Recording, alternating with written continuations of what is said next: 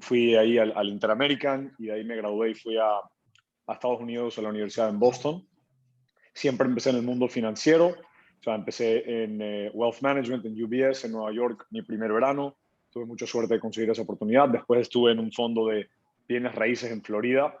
Eh, Trabajé un verano y de ahí mis jefes ahí terminaron siendo mis socios en varios proyectos que hemos hecho en Florida, que ha sido súper emocionante y también son ecuatorianos, de hecho.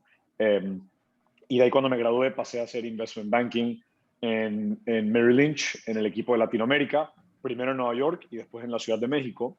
Y tuve varios mentores en ese momento que estaban emprendiendo, que hicieron startups, pasaron por programas como YC, levantaron dinero, vendieron sus empresas. Entre ellos Sebastián Castro de Kushki, que es ecuatoriano también, no sé si lo conocen. Y tuve la buena fortuna un poco de ver su trayectoria y me emocionó bastante y ellos me dieron la confianza como para lanzarme a ese mundo de emprendimientos tecnológicos, ¿no? Empecé, no sé, 2017, una idea de reclutamiento. Con esa idea pude entrar a Y Combinator, que fue, digamos, un sueño hecho realidad y creo que cambió mucho de mi trayectoria. Levantamos como 1.2 millones de dólares, bueno, levantamos, en ese momento levanté, estaba solo, levanté 1.2 millones de dólares de puros ángeles porque ningún fondo quiso hablar con nosotros, odiaban ese mercado. Ahí fui aprendiendo un poco la importancia de tamaño de los mercados, cómo piensan los inversionistas que se dedican a startups. Y, y 6 meses después de terminar YC, levantar ese dinero, nos dimos cuenta o me di cuenta que esa idea no estaba funcionando. Y ya estando en el ambiente Silicon Valley, fui viendo otro tipo de ideas que me llamaban más la atención y que podían funcionar, digamos, mejor con mi personalidad. Entonces hice un cambio radical de idea a fines del 2018, principios de 2019, de lo que era esa idea de reclutamiento llamada The Lobby, a lo que hoy es Nuevo Cargo. Y Nuevo Cargo básicamente es una empresa que moderniza el proceso logístico de mover mercancía y carga entre México y Estados Unidos y eventualmente a través de las Américas, ¿no? La empresa tiene 2 años y 4 meses, 3 meses. Ahí el buen Fer, que está aquí, estuvo desde la primera idea y después cambiamos ideas y se quedó con nosotros. Ofrecimos dinero, pero se quedaron, él y Felipe. Mucho aprecio que les tenemos por eso. Y desde entonces hemos levantado más de 17 millones de dólares en inversión. 12 de esos fue el mes pasado. La última ronda nos valorizó en 70 millones de dólares. Hemos levantado de ángeles, de inversionistas en Silicon Valley, de México, de Estados Unidos, East Coast, West Coast. Somos 45 personas, vamos a hacer más de 100 en un año. Ya vendemos arriba de, no sé, 12 millones de dólares anualizados y creciendo muy rápido. Y tengo una cantidad de aprendizajes de todo eso, ¿no? De cambiar la idea, de levantar dinero, de simplemente no volverse loco como emprendedor y mantener sanity. Así que si les puedo ayudar, encantado y encantado de profundizar cualquier parte de esa historia que les sirva a todos aquí, ¿no? Gracias, Fer y Carmen. Lo que quieran highlight o meterme más a fondo, encantado de apoyarlos y ayudarlos, ¿no? Ya, gracias, Deepak. Déjame empezar a mí. ¿Por qué no nos concentramos un poquito en el tema del pivot de lobby a nuevo cargo? Porque por lo general, cuando uno lee los libros de Lean Startup o estás pensando o pasando por un programa de aceleración como Y Combinator, es la idea, vas midiendo tu progreso, vas validando tus hipótesis y luego decides continuar o pivotear. Sí. Pero por lo general los pivots son de 15, 20, 30, 45 grados, 90 grados, pero un pivot de 180 grados, o sea, sí se requiere cierta algo, no sé, de convicción o algo para dejar totalmente lo que estabas enamorado con esa idea y hacer algo totalmente distinto. Entonces, cuéntanos un poquito sobre ese proceso en tu Sí, no, mente. gracias como siempre por las palabras, Fer. Mira, básicamente la idea anterior, para tratar de ser conciso, era una idea más innovadora. Yo hoy en día mi aprendizaje es más grande del startup world. No sé, he invertido yo en 15 startups ya y he visto a decenas de emprendedores levantar dinero y fallar y digamos que no tengo un contexto completo, pero de mi contexto, de mi punto de vista, yo creo que las startups se dividen en dos tipos de ideas. Un tipo de ideas son como zero to one, son ideas que en verdad estás creando un mercado, estás innovando genuinamente, creando un nuevo modelo de negocio, un nuevo mercado. y esas ideas, si funcionan, suelen ser las empresas más grandes del mundo, pero tienen un riesgo mayor porque no sabes si el mercado está o no sabes si el modelo funciona, ¿no? Y el otro tipo de idea, en mi opinión, es más algo un poco más fácil de digerir, de entender, crear un banco nuevo, un logistics company nuevo, reinventar un modelo de negocio anterior, o simplemente mejorar algo que ya se ha hecho y que se gasta un dinero, que los clientes gastan un dinero importante por mucho tiempo, ¿no? Entonces, ¿por qué les explico eso? Para responder tu pregunta, Fer, porque The Lobby, mi idea anterior, era más la primera categoría, porque yo leía todo online y veía los startups y yo estudié en la universidad los años 2013, 14 y era como Instagram, Snapchat, tienen ideas tan, no te hacían sentido como negocio, eran ideas cute, interesantes de consumer. Entonces yo naturalmente me puse a pensar en ideas de ese tipo y leía mucho online de que no, la forma de escoger ideas de startups es solve your own problems, escoge tus problemas. Entonces, digamos que de afuera, sin tener conexiones en Silicon Valley, leyendo mucho online, creo que te comes mucho esa película y no creo que esté equivocado, solo es un perfil de riesgo más alto de la idea, ¿no? Y escogí una idea de ese tipo, que era un marketplace donde comprabas llamadas de media hora, de una hora de coaching con personas en Goldman Sachs, en McKinsey, en Facebook, que te ayudan a conseguir un trabajo. Y la idea me hacía sentido y vendimos cientos de llamadas, pero era un modelo de negocio nuevo y por buena razón, ¿no? Alguien compraba 30 llamadas y después se desaparecía porque conseguía un trabajo. O tenías que explicarle al usuario por qué comprar esto versus irte a LinkedIn y nada, no me quiero extender. Era una serie de cosas que te pasa cuando es una idea genuinamente nueva, te vas dando cuenta por qué nadie lo ha hecho antes.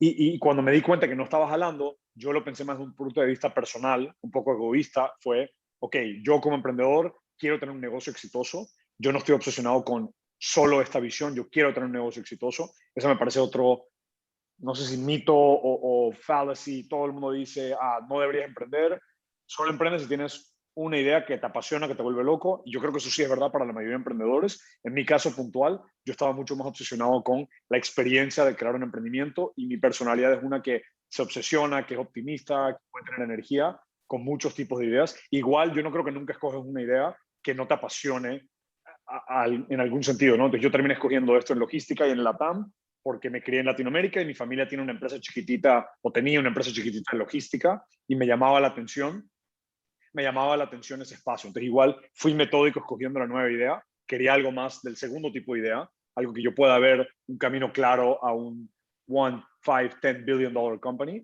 pero con algo mucho más fácil de entender y que yo me considero un muy buen emprendedor para solucionar ese problema. Entonces, sí, Fer, yo no traté de pivotear leyendo cosas online. Yo dije, voy a escoger algo que creo que puede funcionar, ya con todo lo que vi en YC y muchos otros emprendedores, y algo donde yo sienta que yo soy un mejor emprendedor que hasta los Stanford CS grads en Silicon Valley, que para mí fue algo en logística y con Latinoamérica, más o menos, ¿no?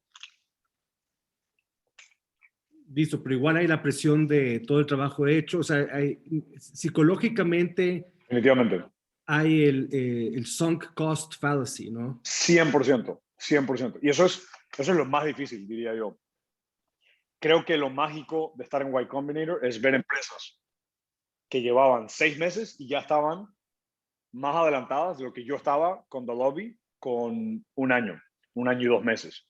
Entonces, cuando llegó al año y medio, yo dije, si escojo una buena idea y me muevo rápido, en 6 meses voy a estar más adelantado de lo que estoy si me quedo con esta idea que claramente es un dead end. Obviamente es lo que tú dices. Yo no creo que todo el mundo naturalmente lo ve tan fríamente como que lo que estoy haciendo y lo que le metí toda mi vida y lo que le dije a todos mis amigos es una mierda. Oh, perdón por las malas palabras, pero no va a funcionar. Pero yo lo pensaba mucho en el tiempo. A mí me parece que el tiempo es lo más valioso que tiene el ser humano. Y si yo en un año o en 6 meses puedo estar en un lugar mucho más emocionante que el que estoy en este momento, era para mí, obviamente, yo era muy naive, fue muy difícil igual, pero sí terminó siendo verdad que al año estaba en un lugar donde creo que nunca hubiera llegado con The Lobby y por ese lado fue una decisión, o sea, counterintuitively fue más eficiente con el tiempo y el sunk cost era peor quedarme con la idea anterior. No sé si me explico, pero creo que tienes que llegar a un punto donde sientes que tu idea y tu mercado no da para allá y tener la convicción de que tú puedes empezar de cero y sí tiene un componente arrogante, creo yo, que me ayudó, como que yo puedo y no me importa nada, pero también fue ser ingenuo y después, looking back, como, wow, no puedo creer que tomamos esas decisiones y gracias a Dios las tomamos sin saber lo difícil que iba a ser, ¿no? Ahora me gustaría preguntarte, ayer le tuvimos a, eh, se me acaba de ir el nombre, pero Brian York. a Brian York de Lifted y ahora Lo Kubo. conozco bien. Sí, y su charla era, el tema de su charla era Always Racing, ¿no? Entonces él desde antes de empezar Kubo ya estaba buscando nuevos socios, nuevos inversionistas y usó eso hasta para un poco encontrar el modelo de negocios que estaba buscando y Sí. nunca para. Ahora, en tu cap table también hay diversidad de inversionistas, también hay, o sea, hay bastante liquidez, digamos, hay muchos tickets desde muy pequeños hasta muy grandes. Cuéntanos un poco sobre tu propia estrategia de levantamiento, ¿cómo ves? Porque obviamente la personalidad de Brian va muy bien con lo de Always Racing, pero no todo el mundo adora esa parte del... Sí, claro. Otros prefieren operar y mostrar resultados, etcétera. Entonces, cuéntanos cuál es tu estrategia un poco para el levantamiento de inversión, cómo ves los tiempos y a quién te acercas, etcétera. Sí, o sea, lo que les diría es todo el mundo tiene un estilo muy distinto. O sea, por ejemplo, Brian, como estaba en el mundo logístico, yo lo llamaba y él tenía una estrategia muy distinta a la mía. Él me decía, a mí un fundraise me puede tomar 3 meses, 6 meses totalmente full time. Y eso es una estrategia válida. Yo personalmente, estando en YC, teniendo mentores que habían levantado dinero, o sea, que se han acostumbrado a, ¿cuál es la palabra correcta? O sea, han logrado llegar al punto donde los inversionistas los buscan a ellos. Ellos lo usan a su ventaja para que los fundraising timelines se compriman bastante. Entonces, nuestro seed round de 4 millones lo levantamos en 3 semanas. Este Series A de 12 millones lo levantamos en 4 semanas, ¿no? Y yo, todo lo que hago cuando no estoy fundraising es para que en el momento que yo diga que sí voy a levantar dinero, sea mucho más rápido, porque yo siento que el levantamiento de capital es una distracción muy, muy brutal, ¿no? Al negocio, a la cabeza del emprendedor, que es quien está tomando decisiones importantes todos los días. Y por eso yo personalmente trato de encontrar la forma de comprimir los timelines lo más posible. Y creo que en el mercado en el que estamos hoy tan loco, donde pasan tantos deals tan rápido a tantos high prices, lo que tú tienes que hacer como emprendedor es cómo llego a un punto donde la gente que me puede dar ese dinero entienda que I'm one of the companies that's great y que tiene muchas opciones. Si ellos sienten que tú tienes muchas opciones y que tú eres una de las empresas buenas, los inversionistas se mueven muy rápido para darte term sheets, para apurarse. Entonces, eso suena fácil, pero lo más difícil para todos aquí, lo más difícil para mí fue llegar al punto donde tú creas un narrative, una reputación, una historia, un crecimiento, una cantidad de cosas para que los buenos inversionistas que están en la posición de darte, ok, term sheet 10 millones, 12 millones, 5 millones, lo que sea, que ellos digan, esta empresa es una de las top y si yo no me muevo rápido, yo voy a perderla. Y eso ha sido la buena fortuna que hemos podido lograr eso, ¿no? No sé si había una pregunta ahí. Sí, ¿puedo? Hola. Sí, ¿qué tal? Ahí vi a Juan Gabriel con la mano y si quieres... Y, Juan Gabriel con la y mano. Luciano, somos aquí. Somos de la buenísimo. misma compañía, Adelante. así que ¿Quién? dale, Ok, la Luciano. mano va levantada junto entonces. Perfecto. Adelante. Totalmente. Tú primero, Juan Gabriel. O yo. Sí, yo te quería, bueno, gracias por la reunión, mucho gusto. Claro. Antes te escuchaba cuando hablaban sobre, Fernando mencionaba a Brian, y de la diferencia en el levantamiento de capital. Yo creo que o sea, aquí te hago una pregunta. Creo que tuviste una ventaja importante que es estar dentro de Y Combinator, ¿no? Entonces, posiblemente eso acortó mucho los tiempos de levantamiento de capital, porque tú acabas de decir algo que efectivamente por lo menos a nosotros nos está pasando, y es que te quita enfoque en la compañía por prepararte a levantar, de cómo me va a ver el VC, de qué debo de hacer, qué número Claro. debo. Entonces, sí nos encontramos ahorita en eso de que no nos permite concentrar capaz más en el negocio como deberíamos estar por estar pensando en cómo levantar la plata. Totalmente. No. Te tengo un par de comentarios ahí y obviamente recíbanlos como una opinión mía, ¿no? Yo creo que hay 2 cambios psicológicos importantes que te da estar en Y Combinator. No creo que es porque estuviste en YC todo tu fundraise se vuelve más rápido, es más lo que te inculcan y lo que ves alrededor, ¿no? Entonces hay dos cosas que te digo que son importantes. Mucho del tono que he escuchado ya en esta llamada, ¿no? Muy corta, de que algunos prefieren estar operando, es una distracción. O sea, creo que el primer error posiblemente de algunos emprendedores, no digo que sea el caso aquí, pero algo que puedo estar percibiendo es ver fundraising como algo que como que tengo que hacer, pero es una distracción, versus verlo como un core part of your job, como un fundador y CEO de una empresa. Si tú quieres hacer algo en grande, poder llegar a los capital markets y levantar dinero es una parte clave de tu trabajo, ¿no? Entonces eso por un lado te diría que es importante. Y si reconoces que eso es una parte clave de tu trabajo, entonces se vuelve parte de tus responsabilidades en cómo tomas las decisiones, en cómo alocas tu tiempo. Entonces, ¿a qué voy con todo eso?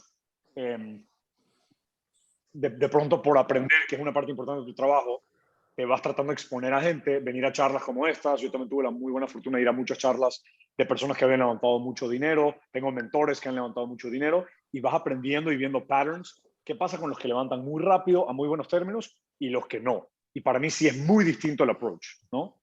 Los que dicen yo me tomo muchos meses y qué pereza los investors que no me contestan, están haciendo algo muy distinto a los que digo, a los que mis mentores que me dicen, si yo quiero ahorita puedo levantar 100 millones más porque me están cayendo encima los inversionistas.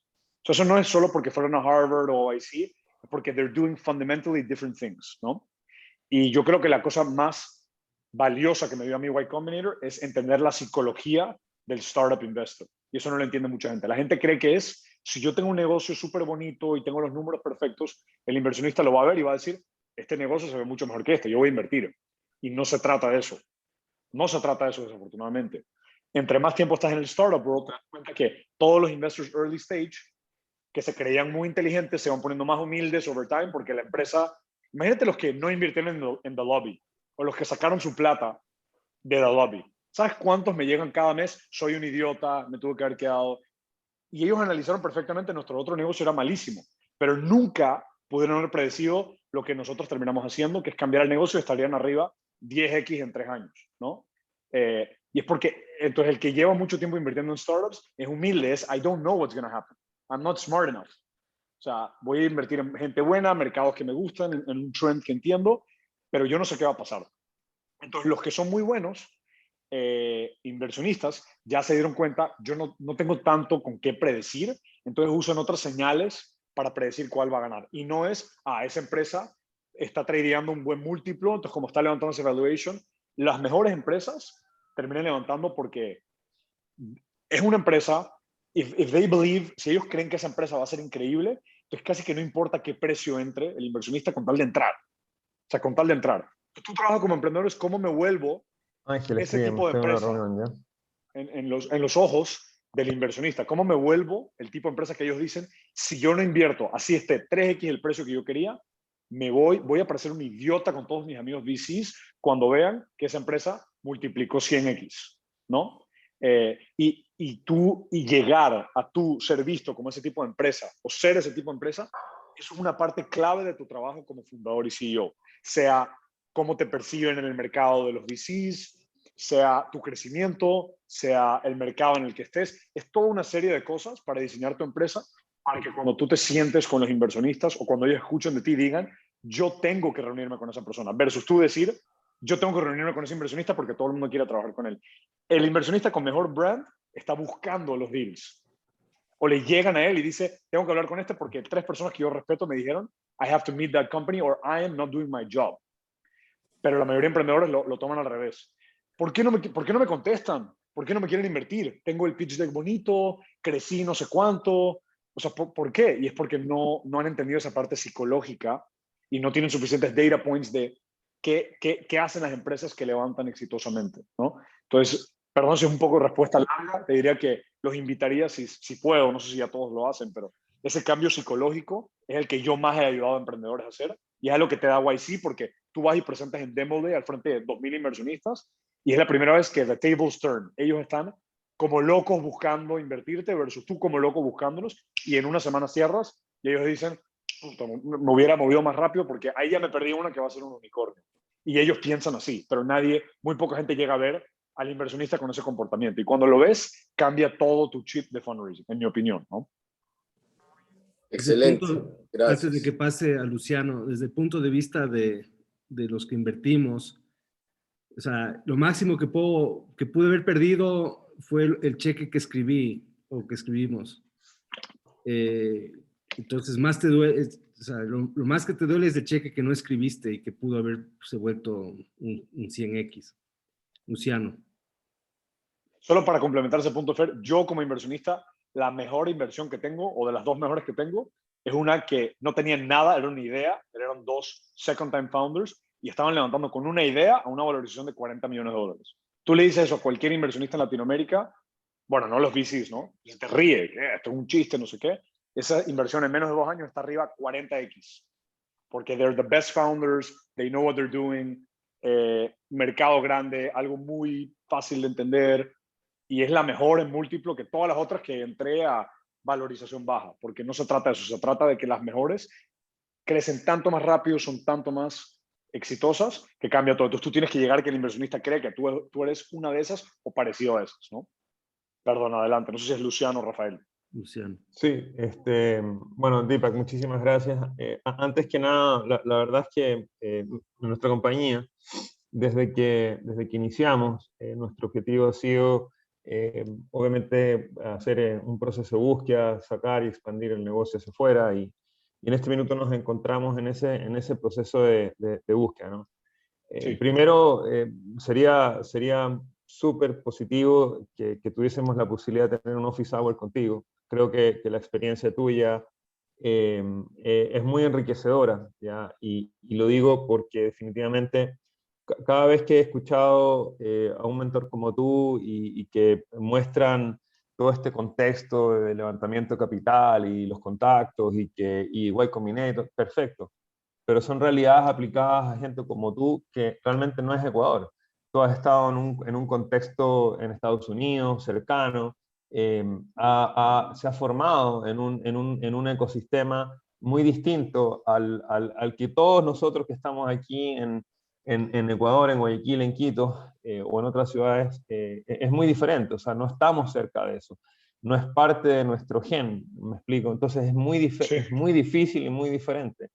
Insisto, sería súper chévere que Sí, o pudiese sea, darte un espacio. encantado de ayudarlos siempre, ¿no? Y esa es parte de lo que quiero. Solo para que tú Bueno, sepas, sí, adelante. Solo entiendo quería que que... sepas a ese punto de que Ajá. es muy fácil, looking back, ver, obviamente para Deepak estaba en YC en esto, para yo llegar a ir de no ser técnico, solo founder, entrar a Y Combinator, conseguir estos mentores, es algo que toma años, pero uno lo trabaja de manera deliberada, ¿no?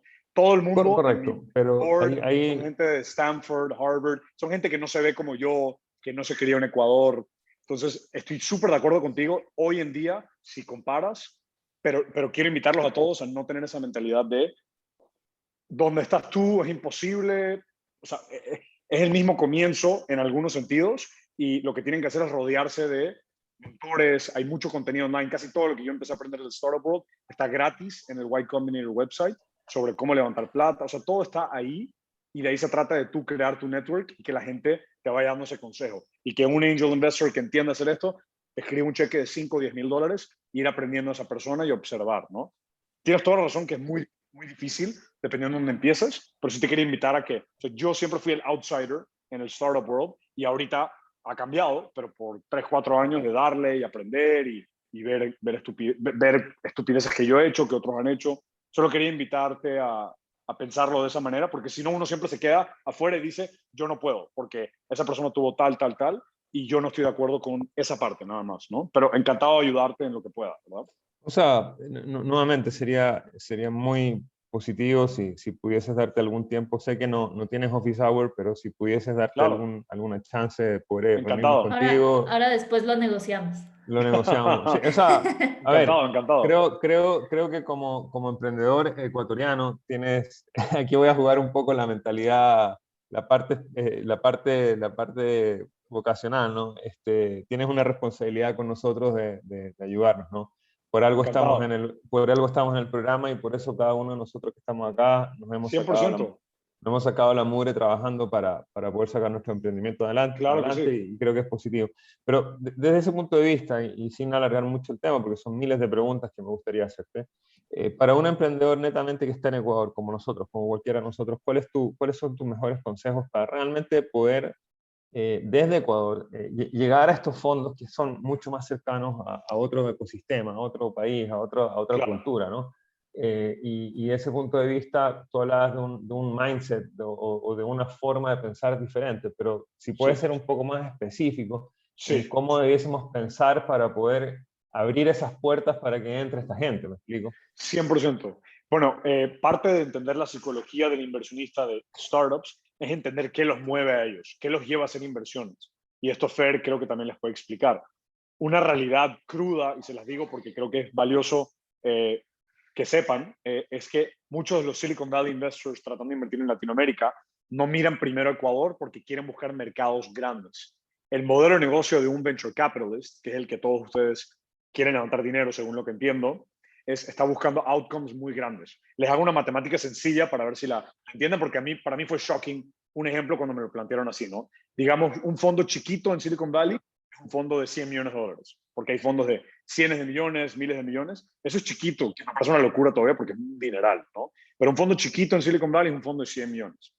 Ese fondo de 100 millones de dólares va a invertir, pongámosle que en 20 millones de esos, en 10 años se va a gastar 20 millones en fees para el equipo, pagar sueldos, diligence, etc. Entonces solo tiene 80 millones para invertir y esos 80 millones, un buen fondo está retornando como 3 o 4X, digamos 3X, ¿no? Levanté 100 millones, tengo que darle a mis inversionistas 300 millones, pero solo tengo 80 para invertir. Esos 80 que voy a invertir, ponle que van a ser 10 empresas, de las cuales la mitad van a ser cero, porque todo es riesgoso, estamos tratando algo muy grande, y de las últimas 5, una o dos van a ser las que retornan la mayoría del fondo y otras 2 o 3 van a ser como recuperé mi plata, recuperé 2X. Entonces, si yo tengo que coger 100 millones, convertirlos en 300, no es que las empresas valgan 300, porque yo como inversionista solo puedo comprar at scale como 5 o 10% de la empresa. Entonces, mis empresas tienen que valer como 3.000 millones de dólares, ¿no? O sea, si yo tengo que darle 300 millones a mis inversionistas, pero esos 300 millones es solo un 10% de las empresas que tengo. Entonces, el valor de las empresas es 3 billion, ¿no? Para un fondo chiquito en Silicon Valley, no es chiquito, lo digo con big air quotes, ¿no? Entonces, para que entiendan por qué es tan importante ese ejemplo, el inversionista que tiene estos fondos está buscando outcomes grandes, porque si la única forma que el fondo sea exitoso es que una o dos de las empresas lleguen a valer 1.000 millones, 2.000 millones, 3.000 millones, tienen que ser empresas que tengan mercados enormes y que puedan ser muy grandes. Entonces, ¿por qué te explico eso, Luciano? Porque cuando el inversionista ve solo Ecuador, ve un mercado chiquito y se vuelve difícil justificar esos outcomes grandes. Entonces, ¿qué hacen muchos emprendedores ecuatorianos? Es o empiezan en Ecuador y se vuelven regionales en LATAM, o encuentran un mercado enorme en Ecuador y encuentran personas como Buentrip o otros angel investors que digan, yo puedo invertir solo en este mercado y creo que los outcomes pueden ser suficientemente grandes, ¿no? Y no hay mucho más que eso. Pero eso es parte del mindset que te digo, que es cuando yo escogí esta idea, escogí algo que tenga un mercado grande, un modelo relativamente comprobado, algo con exposure al mercado americano, porque eso iba a abrir muchas fuentes de capital. A eso me refería en el proceso de escoger la idea. Si ya escogiste una idea que no tiene algunas de esas características, creo que tienes que pensar en cómo cuentas esa historia de cómo este va a ser un billion dollar company o multi-hundred million dollar company y explicar cómo vas a llegar allá. Y el músculo de cómo contar esa historia es iterando, hablando con muchos inversionistas y llegando hacia allá. Y es lo que tú dices, Luciano, probablemente en una llamada más one-on-one podemos hablar de eso muy puntualmente, ¿no? Pero en cada empresa es distinto y cada uno tiene un modelo donde puedes encontrar un comparable en Asia, en Estados Unidos, en Latinoamérica, y usar eso como ejemplo para decir, yo estoy creando el X para Latam, el X para Ecuador, ¿no? Nubank para Ecuador, nosotros Flexport para la ruta con Latinoamérica. Y así vas educando a los inversionistas para que ellos digan, ok, this could fit my criteria. Eso es como que, it checks my boxes, mercado grande, entiendo el modelo, hace mucho sentido, la tecnología aquí agrega valor, son como 3 a 5 como cajitas que vas checando. Y de ahí hay todo otro componente que es el humano, porque son humanos tomando las decisiones de quién fondear. ¿Por qué voy a back a este emprendedor y a este equipo versus a mi amiguito across the street que fue a Harvard, que fue a Stanford, que ya creó 3 productos en Facebook? Y ese es un obstáculo que tenemos todos los emprendedores latinos, pero ya hay muchos que lo están haciendo en México, en Brasil, en Colombia, yo creo que en Ecuador también, como Sebas de Kuski, y you can learn from that, ¿no? y ir aprendiendo poco a poco cómo aplica tu contexto. Rafael, ¿todavía tenías la pregunta? Sí, muchísimas gracias, Dipa. Qué bueno verte a los años. A los años. Y felicidades. Gracias. Mi pregunta es, a mí me gustó mucho un libro que justo nos mandaron hace poco a leer, que es el de Out Innovate, que te habla de un poco de los emprendedores en la frontera y los muchos mitos de Silicon Valley. ¿Cuál sería el principal o los principales takeaways en cuanto a qué no hacer, qué mitos tener súper claro entre lo que vemos de Silicon Valley y lo que se aplica para nuestro caso, que somos emprendedores de frontera la mayoría? Cuando dices de frontera te refieres a Latinoamérica, ¿verdad? Latinoamérica, No. exactamente, sí, Latinoamérica. Y tu pregunta es más mitos, como ¿me puedes dar un ejemplo de un mito? O sea, ¿quieres saber cuáles son cosas que te parecen mitos versus realidad? Pueden Más haber que mitos. eso, sí, más que eso, ¿qué takeaways o qué no hacer? O sea, básicamente, ¿qué has identificado como cosas que son posibles Claro. realidades en Silicon Valley que no lo son en Latinoamérica? Sí, o sea, mira, Como la Latinoamérica es otro... contratación, por ejemplo. Claro, claro, claro. Es que hay muchísimos. Me podría quedar mucho tiempo, Rafael, pero te digo, unos grandes para mí es, Latinoamérica tiene ventajas y desventajas, entonces tú tienes que saber jugar con ellas, ¿no? Entonces, en Silicon Valley es Estados Unidos, un mercado muy desarrollado de capital, de talento, como dice Fer, es muy estable, no hay riesgos políticos, no hay riesgos de moneda versus el emprendedor latino. Pero bueno, tienes todo eso en Silicon Valley, pero tienes mucha competencia. Cada emprendedor tackling a big opportunity es un crack, o sea, con un background impresionante, su tercera empresa, tiene 6 patentes, o sea, entonces esos son pros y contras de hacerlo en Silicon Valley. En Latinoamérica tienes menos competencia de personas que tengan el skill set de levantar el dinero, de crear la tecnología, el talento es más escaso, entonces si creas una buena marca, hay menos oportunidades en startups increíbles, entonces si tú creas un startup que es considerado increíble, puedes contratar a gente muy talentosa, la mejor de la región, pero tienes que volverte bueno o volverte buena lidiando con las incertidumbres de la región, el riesgo político, el riesgo macro, el riesgo de moneda y cómo manejas eso en los ojos de los inversionistas americanos, en general en cómo tú ejecutas, ¿no? Porque al final del día muchos de estas startups, el endgame es un exit grande, como un IPO, un M&A, o volverte una empresa enorme, rentable, y no siempre es tan fácil llegar allá con todos los riesgos que puede traer la PAM, pero está pasando mucho en Latinoamérica, que es muy emocionante, y ya hay formas de empezar a crear esa pauta, ¿no? Pero yo creo que si me dices comparar a un emprendedor de Silicon Valley versus LATAM, es entender muy bien las diferencias y todo lo que es un con de emprender en Latinoamérica, volverte un experto en cómo mitigar ese riesgo y contar esa historia al talento que contrates, a los inversionistas con los que hables, para que ellos digan, LATAM hay mucha oportunidad, pero si me meto con Rafael, porque Rafael entiende cómo mitigar los riesgos, entiende cómo reclutar, entiende cómo lidiar con la parte política, económica. Él es sofisticado o ella es sofisticada y me quiero asociar con él porque veo una oportunidad aquí, pero no me quiero meter porque para mí LATAM es algo totalmente distinto, ¿no? Gracias, Deepak. A Clarísimo. la orden. Juan Daniel, ¿estás levantando la mano? Sí, sí. ¿Cómo estás, Deepak? ¿Cómo te va? Juan Daniel de Picker te saluda. ¿Qué tal, Mira, Daniel? yo tengo una pregunta un poco muy específica. A ver, mira, yo tengo ya 4 o 5 meses en todo este tema, justamente lo que tú dices, de empezar a abrir mi networking, de empezar a relacionarme más. Yo como founder, casi que el 50% de mi trabajo ahorita está enfocado justamente en este tema del fondo. O sea, recién lo estoy empezando luego de 1 año y medio de operar o dedicarme a operar. Y te voy a contar un poco el obstáculo que siempre he encontrado yo y que quiero ver qué me aconsejas ahí. Claro. Yo me he metido en más de 5 comunidades de founders, tengo meets one-on-one con diferentes founders, me estoy metido en programas, en este programa, por ejemplo, para el tema de conocer gente como tú o todo. El obstáculo que tengo es cuando llego al one-on-one, conversamos, le encanta la idea de todo y desde de ahí en adelante no sé qué hacer, porque la mayoría de las veces es otro founder, no necesariamente, él me dice su experiencia, pero ¿cómo me siento a hablar con ese primer investor de otro lado? Porque, por ejemplo, yo en Picker estoy operando en otros países, pero sí estoy buscando hacer funding para hacer esa operación más grande. Claro. Pero me falta el reach a ese ni siquiera te diría VC, probablemente un angel, pero ¿cómo llego a ese? ¿Cómo llego? Porque puede ser a través de comunidades, un recomendado, lo que sea, pero no es que me puedo sentar a tomar un café con él y enamorarlo de la idea. Es más difícil porque lo tengo que hacer en una reunión de 15 minutos en Zoom. Esa es un poco el obstáculo más grande y que te digo que me ha pasado 50 veces ya en los últimos 4 meses. Excelente pregunta, Juan Daniel. Muy buena pregunta. Una pregunta que tengo para ustedes, para asegurarme que el consejo sea relevante. Un tema que veo con muchos emprendedores, especialmente en Latam, es quieren levantar plata, pero si se sientan con un angel que puede escribir un cheque, no tienen todo listo desde la parte legal. Una pregunta que tengo a ti, Fer, o a ti, Juan Daniel. ¿Ustedes ya tienen, cuando hablan con inversionistas, cuando están empezando, ya tienen una entidad legal, un vehículo como un safe, una nota convertible, donde pueden recibir dinero esa misma noche si quisieran o no?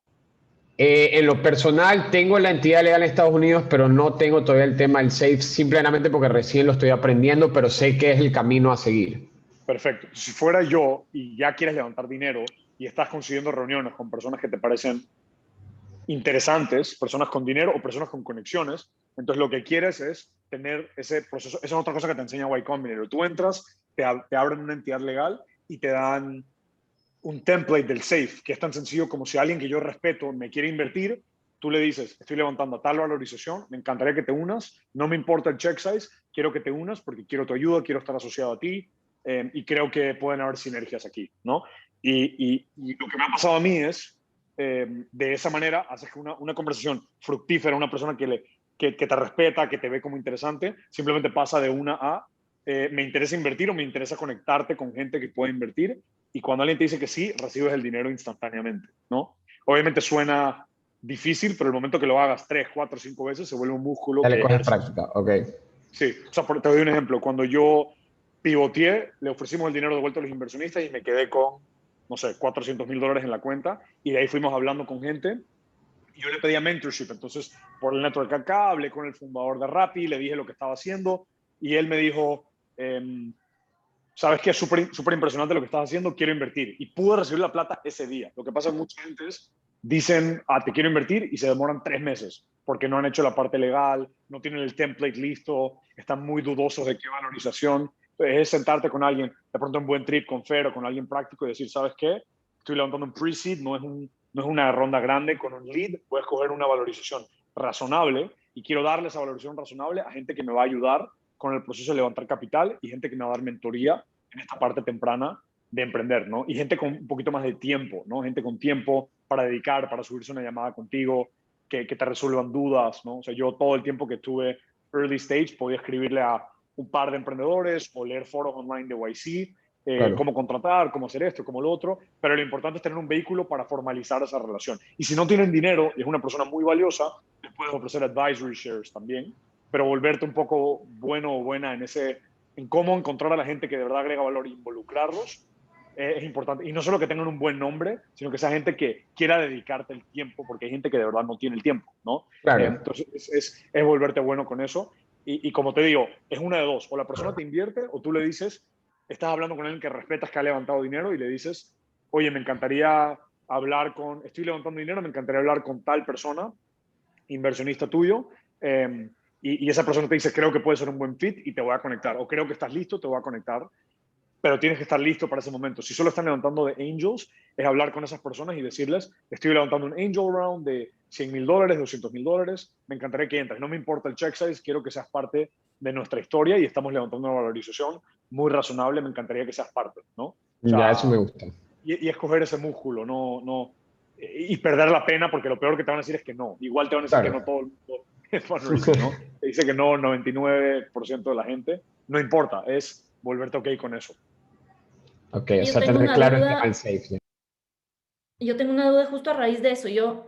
Por lo menos yo lo veo como esto de tener el vehículo y el safe listo, es un segundo paso, pero ¿cómo das el paso anterior, que es, te escucho, de la narrativa, la historia? ¿Qué elementos clave tienen que tener esa narrativa, esa historia, para que después se desencadene toda esta mecánica? Sí. Yo no tengo una respuesta así súper perfecta para eso, pero me acuerdo que en YC era, ok, tienen Demo Day en 3 semanas, entonces lo que hay que hacer es preparar varias cositas. Y teníamos Fundraising Office Hours. Y era, vamos a escoger el vertebrae, 4 cosas de tu pitch que nosotros creemos que puede ser interesante para los inversionistas. Y todo tu pitch, sea tu deck o cuando hablas con las personas por media hora o 15 minutos, como mencionaste, Juan Daniel, yo no me voy de esta llamada, o trato de no irme de la llamada sin haber comunicado esos puntos y después dejarle tiempo al inversionista a hacerme preguntas, ¿no? Te pongo un ejemplo. En Nuevo Cargo, es un mercado enorme, entonces hablo del tamaño del mercado. Es un modelo validado porque hay empresas como Flexport y Convoy que valen $3 millones. Lo menciono, hablo de mi tracción y lo que he hecho y hablo de mi equipo.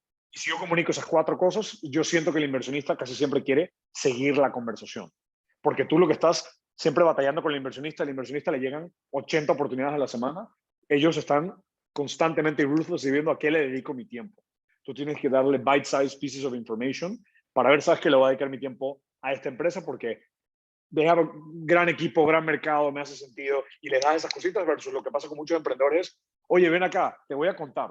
Cuando tenía 3 años me inspiré del negocio y a los 5 empecé a no sé qué y a los 7 y es como están perdiendo el hecho de que la gente es ocupada y tienen que simplificar why you should care about this company, ¿no? Entonces tener ese vertebrae es importante.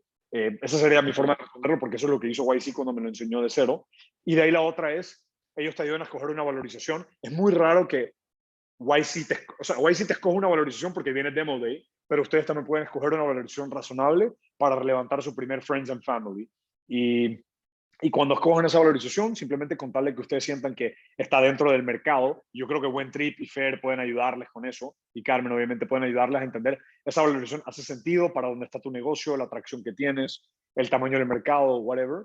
Y escogen una valorización, una historia, y de ahí se trata de, sabes que me voy a ir conectando con inversionistas, y cuando encuentre uno que creo que me puede fondear, voy a decirle estoy interesado y me encantaría que inviertas. Y de ahí se trata de encontrar introducciones a inversionistas que inviertan en tu espacio y que estén activamente buscando oportunidades como ángeles o como fondos chiquitos, ¿no? Entonces, si tuviera que inventarme un proceso on the spot, sería eso, sería el vertebrae, escoger unos términos y tener toda la parte legal lista para recibir la inversión y tener como los materiales de cómo explicas ese pitch y de ahí pasar a hacer reuniones y ser muy buenos en el proceso de colgué contigo, mira, se está moviendo rápido mi ronda, me encantaría que inviertas, esta es la valorización, si te interesa, por favor dime cuánto y firmamos esta semana, ¿no? Y tener esa velocidad porque los inversionistas profesionales en startups saben que los deals se mueven rápido y que no los dejen, sí, me encanta, pero te mando dinero en 3 meses o ¿sabes qué?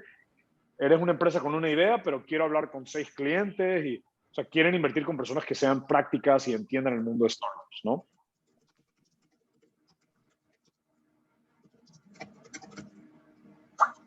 ¿Qué es un mal inversionista? Un mal inversionista es ¿Cuándo? Salir corriendo cuando te pide términos raros.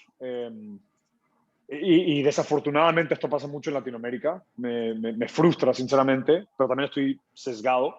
Lo bonito de Silicon Valley, y creo que está pasando mucho también con la comunidad de Angels en México, en Brasil, es personas que están ok con dame un standard document y yo lo firmo. Y ese documento es muy bueno para el fundador. Hay otras personas que te llegan y te dicen, ¿sabes qué? Yo te invierto, pero quiero un descuento de la mitad de la empresa, quiero esto, quiero lo otro, quiero warrants, y te hacen la vida más complicada. Casi siempre esos son los inversionistas que no quieres y que te generan más trabajo, en mi experiencia, ¿no? Obviamente mi experiencia puede estar sesgada. Y también un mal inversionista es el que te molesta, te pide reportes todo el tiempo cuando estás early stage y figuring it out. O sea, los mejores inversionistas son los que firman, mandan el dinero rápido y están ahí para ayudarte cuando tú quieras, en mi opinión, ¿no? Versus obligarte a pedir, no sé. Ese es como mi resumen, ¿no? La gente que es un poco más hands-off y te ayuda cuando tú lo necesitas, no cuando ellos quieren ayudarte para ellos sentirse que están agregando valor y decir que ellos ayudaron, porque casi siempre eso termina siendo ellos proyectando su deseo de actualizarse en el mundo de startups en tu empresa. Y los mejores inversionistas no buscan eso, buscan ser un apoyo para ti y cheerlead from the sidelines, ¿no? Y el flip side, ¿cuál es el mal emprendedor?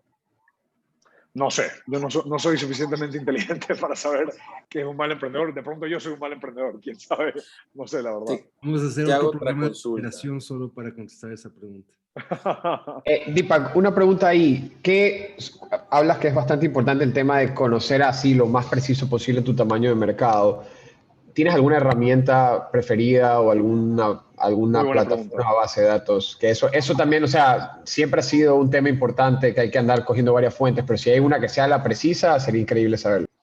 No creo que hay una herramienta. Lo más importante es ser intelectualmente honestos con cómo haces el market size. Otro gran aprendizaje de Silicon Valley es el market size no debería ser, o sea, por ejemplo, yo te podría decir, la logística es una industria de $2 trillones y eso está en nuestros job descriptions y fine, emociona a la gente, pero cuando me siento con un inversionista sofisticado, ellos quieren saber el bottoms up market size. ¿Y qué es Claro. bottoms up? Es cuánto cobras por tu producto o cómo vas a hacer dinero por cliente, por unidad, por transacción.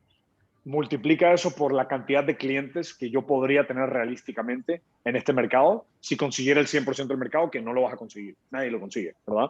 Te doy un ejemplo. Nuevo Cargo podría decir, estamos en una industria trillonaria, la logística es enorme, 8% del PIB global.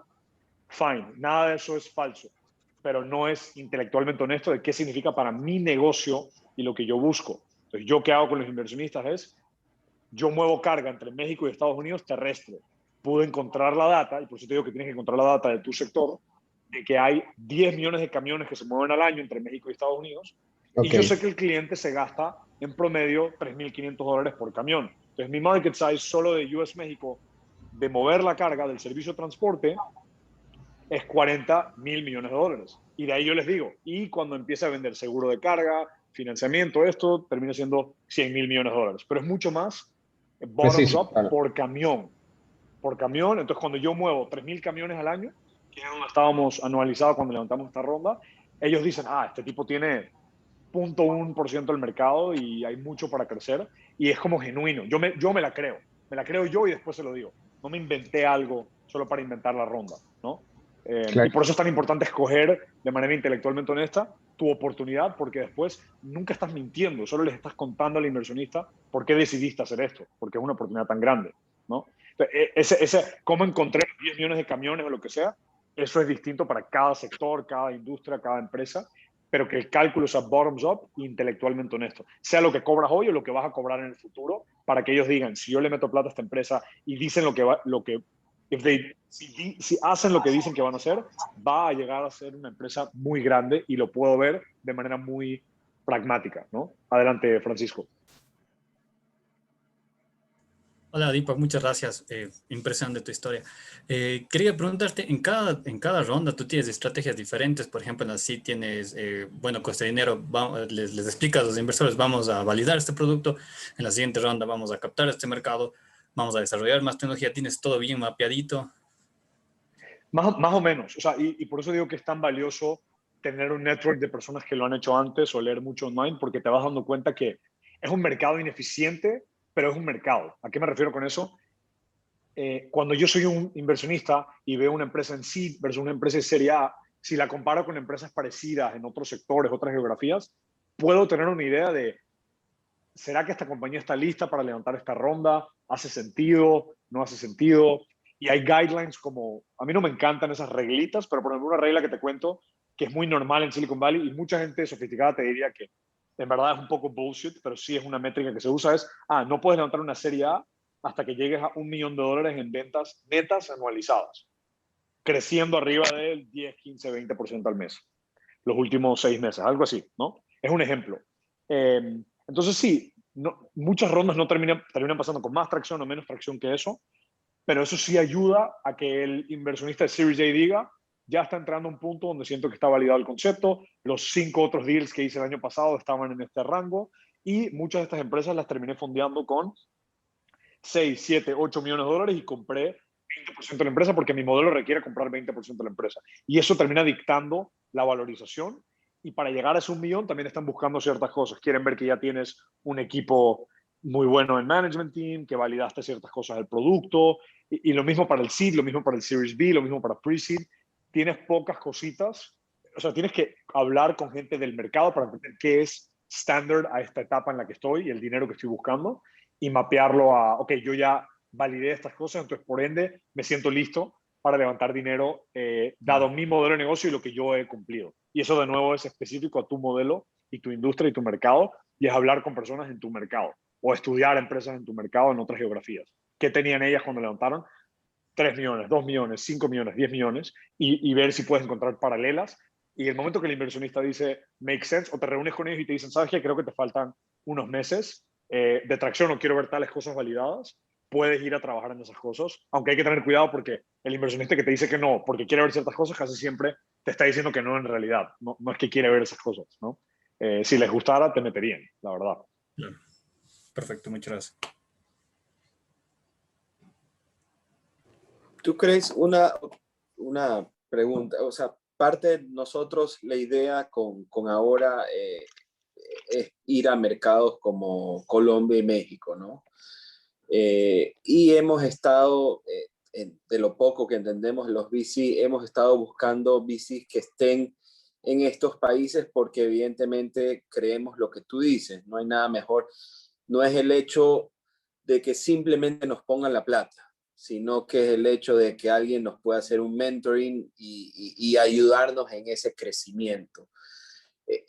¿Crees que es mal enfocar a estar buscando VCs que sean de esos países como alternativa? O... Sí, no tengo una buena respuesta. Lo único que diría, y lo habrán hablado con Fer en Buen Trip, es hay que ser, y perdón, tanto estoy usando la misma frase, hay que ser muy intelectualmente honestos si la idea que están emprendiendo hace sentido para venture capital y las valorizaciones altas, si tienen el market size y el modelo que va a sustentarlo, ¿no?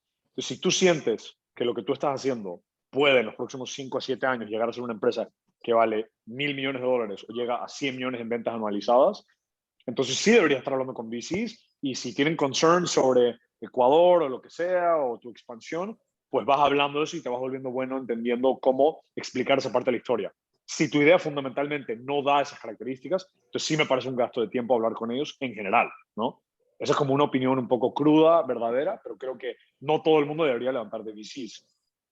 Y si lo vas a hacer, tienes que entender que eso es lo que están buscando. Están buscando una empresa que puede llegar a eso en los próximos 3 a 10 años, ¿no? Si tú no estás 100% seguro, o 80% seguro, 50% seguro que puedes llegar allá con el modelo actual, entonces yo evaluaría mucho eso antes de estar dedicándole mi tiempo a VCs, porque ellos van a invertir en 5 empresas de las 1.000 que vieron este año, y casi todas van a check mucho de sus cajitas. Eh, Aparte de ser alguien que confían y que están impresionados con la atracción, pero la visión se la tienen que creer. Por ejemplo, en Nuevo Cargo tenemos competencia tradicional que vale $10.000 millones y son públicos. Entonces yo cuando hablo con un inversionista y me dice market size, yo le digo, búscate estos 3 tickets. Si tú crees que yo no puedo retornar tu fondo con mi empresa, mira esas empresas, hacen lo mismo que hago yo y tienen 3% del mercado.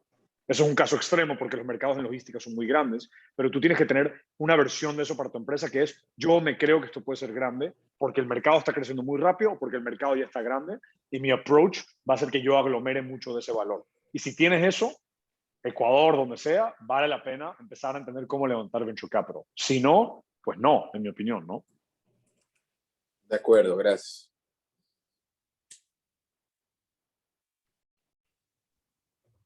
Una Genial. pregunta. Creo que estamos llegando. Dele. Deepak. Sí. Última. Tengo Sí. un poquito de tiempo, by the way, de milagro. Tranquilo. Así que Gracias sí, por tu me ayuda puedo y- quedar unos 10 minutos más si quieren, Fer y Carmen, si les Chévere. sirve. Tengo una preguntita. Gracias por tu ayuda y por tu presentación, de verdad muy valiosa. Encantado. Veo que en las últimas palabras que comentaste, hablaste un poco de la competencia que hay en el mercado. Nos sucede a varios acá que estamos haciendo algo y siempre nos dicen, hey, pero ya hay X o Y haciéndolo.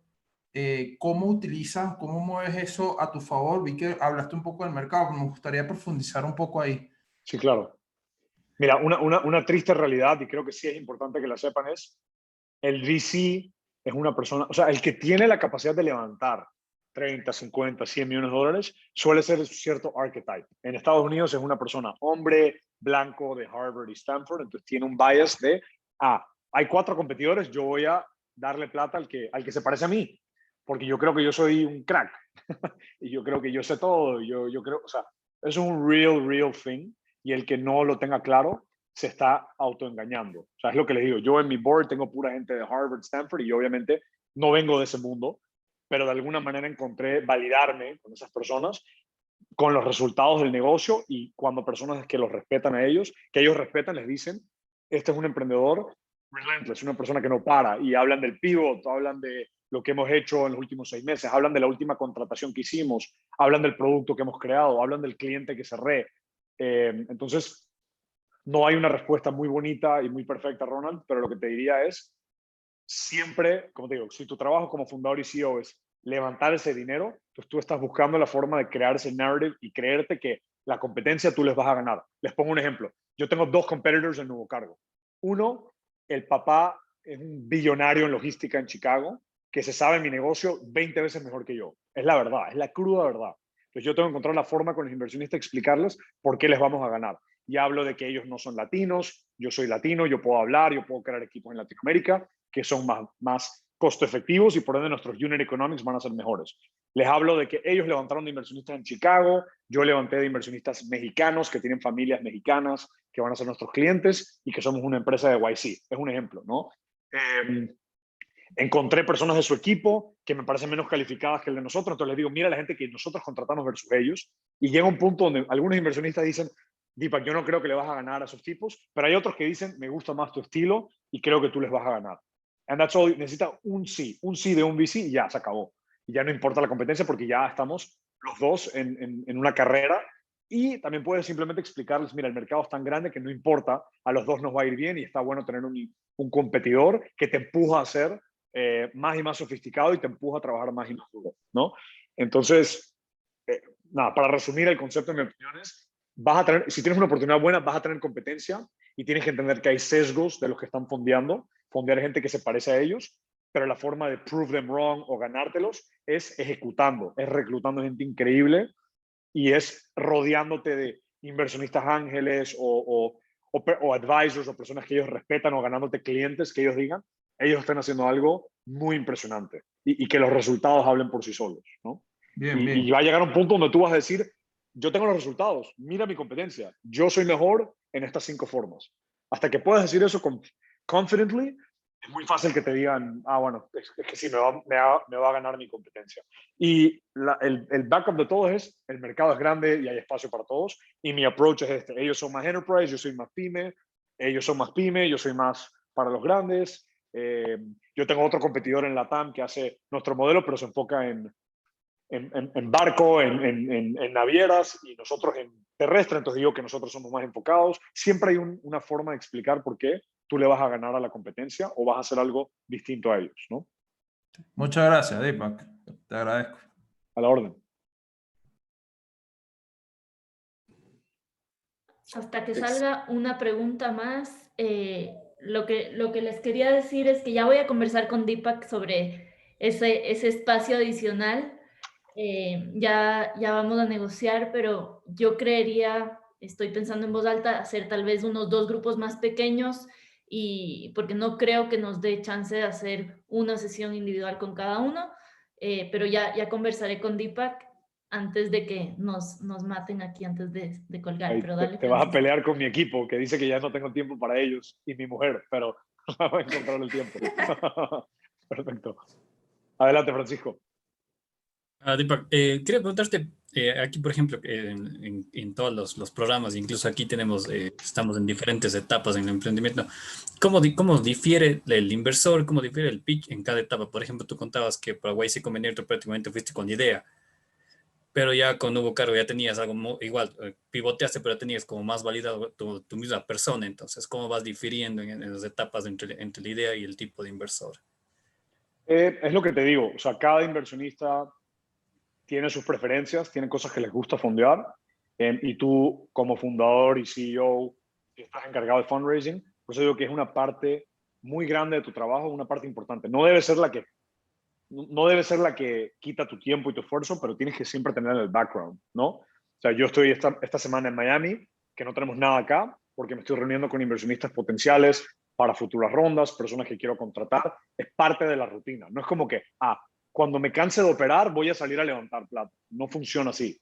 Es un ecosistema tan amplio de inversionistas que tienes que seguir reuniéndote, buscando, y que sea una parte de tu trabajo identificar los fondos que pueden liderar tus próximas rondas y los inversionistas que les emociona lo que estás haciendo tú y que se alineen en tesis de lo que tú haces en el futuro. En Nuevo Cargo, por ejemplo, tenemos inversionistas que ven nuestro modelo, que es ser un broker de logística, y dicen, eso es un commodity, que pereza, los márgenes son bajos. Y hay otros que dicen, ese modelo es perfecto para disrupt ese mundo, me encanta. Y hay otros que dicen, yo no invierto en logística, qué pereza meterme en logística. Pues tú tienes que identificar poco a poco, trial and error, conexiones, esos inversionistas que son un buen fit para tu negocio, para tu modelo, y para la tesis específica que tú traes, y siempre ir desarrollando relaciones con ellos para que entiendan, porque ya cuando llegas a ese nivel curado, de todos los inversionistas son personas que invierten en mi geografía, en mi industria, en mi modelo, están alineados conmigo en tesis, después vas a ver las cosas que te piden. Ah, Deepak, me encanta todo, pero tus cohortes de retención se ven mal. O sea, que algo estás haciendo mal y yo entiendo que eso es algo que buscan. ¿Sabes qué?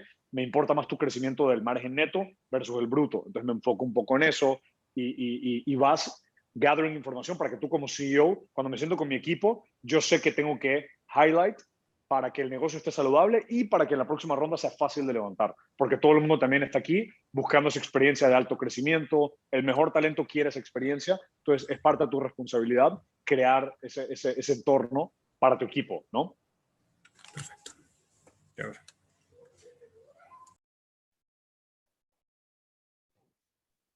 Increíble. Última pregunta. Tal vez como el suelazo más duro que te has dado, el peor golpe y aprendizaje en fundraising. Bueno, lo más fuerte para mí son dos. El primero fue cuando levanté 1.2 millones. Era la primera vez, tenía 25, 26 años. Y a los 6 meses decirle a todo el mundo que me dio plata para mi sueño, decirles, esta idea es malísima y voy a cambiar. Fueron como 40 inversionistas. Eso fue muy, muy duro, para serles sincero. Y fue duro porque habían algunos inversionistas que no reaccionaron bien. Y por eso me he vuelto tan picky con trabajar con inversionistas que entienden el riesgo y entienden este mundo. Psicológicamente es muy difícil porque si uno deja, especialmente en Latinoamérica, un camino seguro, banca o lo que sea, o donde sea que estén para hacer esto, y después que la gente crea en tu sueño y después les digas que no funcionó, eso fue muy difícil y creo que psicológicamente es algo que me fortaleció, pero fue muy duro en ese momento. Y la otra fue cuando recién pivoteamos y empezamos a levantar dinero, salimos a levantar una ronda y fallamos totalmente porque éramos pocos en el equipo y una persona en el equipo ya nos iban a dar term sheets, top Silicon Valley Investors, y nos dijeron, mira, nos encanta todo, pero están muy tempranos. Hicimos referencias de una persona a tu equipo, profesionales, y no nos gustó. Entonces la apuesta es el equipo y se cayó toda la ronda por eso. Y justo en ese momento mi esposo, mi ahora fiancé, se tuvo que ir del país y son parte de los ups and downs de un startup, ¿no? De que crees que estás a punto de conseguir dinero, los mejores inversionistas, después se te cae y siempre es por algún error que cometiste tú. Unfortunately, escogí una idea incorrecta. Contraté a alguien, no hice referencias o no sé, no me enfoqué en los KPIs correctos para la ronda y creo que esos errores y esos suelazos, si no te destruyen, ojalá no te destruyen, te hacen fuerte para que en la siguiente ya tengas más sabiduría y puedas ser más fuerte. Entonces les deseo a todos ustedes, cuídense con sus familias, con sus amigos y entiendan que es muy normal, que todo lo que ven online no es todo bonito y color de rosa. Es muy duro escalar un startup, es muy duro levantar dinero, es muy duro crear una empresa de nada, es muy duro contratar, es muy duro retener, es muy duro crear tecnología. Entonces solo sepan que es duro y keep fighting the good fight, básicamente, ¿no? Perfecto, Deepak, te agradezco un montón por tu tiempo hoy. Perfecto. Como siempre, vale oro. Y ya conversaremos y les tengo noticias, chicos, cuando logremos cuadrar algo más. Perfecto. Y muchas felicidades a todos por buen trip. Un placer conocerlos y ojalá les haya servido de algo, ¿no? No, Muchísimas muchísimo. gracias. Te agradecemos por el Nada. tiempo. Gracias. Un abrazo. Chao, Deepak, gracias. Bye. Gracias, un gusto. Chao. Gracias. Muchas gracias.